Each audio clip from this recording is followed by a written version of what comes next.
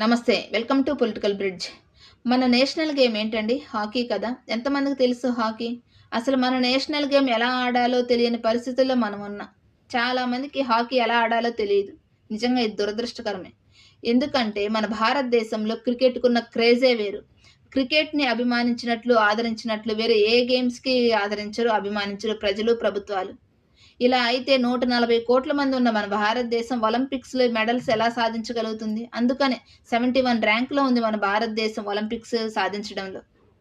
ఎందుకంటే క్రికెట్‌కి ఇచ్చిన ఇంపార్టెన్స్ వేరే ఏ గేమ్స్‌కి ఇవ్వరు. ఎందుకు చెప్తున్నానంటే రీసెంట్‌గా 2025 మేలో జ్యోతి ఎర్రాజ్ అనే ఒక తెలుగమ్మాయి 100 మీటర్ల హర్డిల్ రేస్‌ని 12.96 సెకండ్స్‌లోనే ఫినిష్ చేసి మన భారతదేశానికి గోల్డ్ మెడల్స్ తీసుకొచ్చింది. నిజంగా ఇది చాలా గర్వపడాల్సిన విషయం. కానీ సిగ్గుపడాల్సిన విషయం ఏంటంటే ఆ అమ్మాయిని ఎంకరేజ్ చేయడానికి, చప్పట్లు కొట్టడానికి స్టేడియంలో ఒక్కరు కూడా లేరు. ఏ మీడియా కూడా ఆ అమ్మాయి గురించి చూపించలేదు. కేంద్ర ప్రభుత్వాలు, రాష్ట్ర ప్రభుత్వాలు కనీసం ఆ అమ్మాయికి ప్రైజ్ మనీని కూడా అనౌన్స్ చేయలేదు. మొన్న అందక్ మహిళల క్రికెట్ జట్టుకి పోటీ పడి మరి కేంద్ర ప్రభుత్వాలు, రాష్ట్ర ప్రభుత్వాలు ప్రైజ్ మనీ అనౌన్స్ చేశారు కదా!